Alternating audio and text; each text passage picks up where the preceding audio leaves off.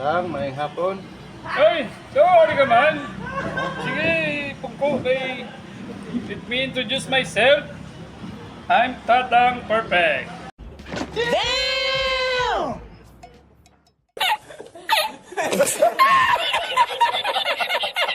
Ari ka man, anong mabulit ka simot ko? Maulag na ita nga. Ibo ko, nga sa'yo gusto na ho. Laki man o bahay.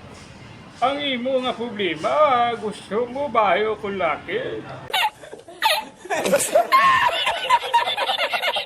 Kuda ka budlay man at man. Ate sige, sulbaron tayo na kung anong gusto mo. Bahay o kung laki? Sige. Sa diwan, ako si Tatang Perfect. Tanan mo nga mga problema, masulbatan na kay ako si Tatang Perfect. Nice. Lang gid. Dito ni makita sa aton nga maiwagang towel. Amo ni maigaw ang towel, amo ni perming ginadala ko kay tanan nga problema, kakasulbar ni. Lang gid problema mo, kwan. Ang imo problema, wala ka kabalo kung anong gusto mo.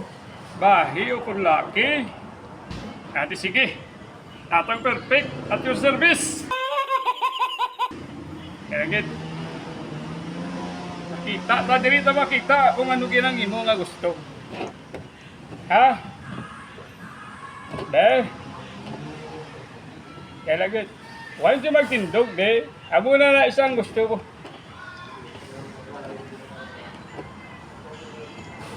Uy, pagkataas mga tang. Ariyaway gini.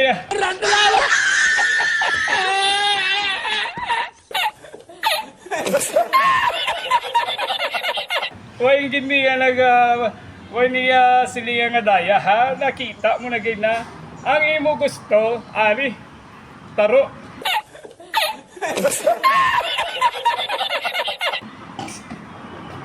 Taro ang imo gusto. Ay, halaan mo rin na ta? Oo. Ay, ginoo. Amo na ni imo nga gusto ha. Ang imo nga problema ato na solbar. Taro ang imo nga gusto. Okay na, kayo na batsyag na ano mo na, nakita mo na kung anong gusto mo. Okay, sige tang, mao rin na tang. Kaya anong gusto mo, pag-ihon ta? Kaya sige.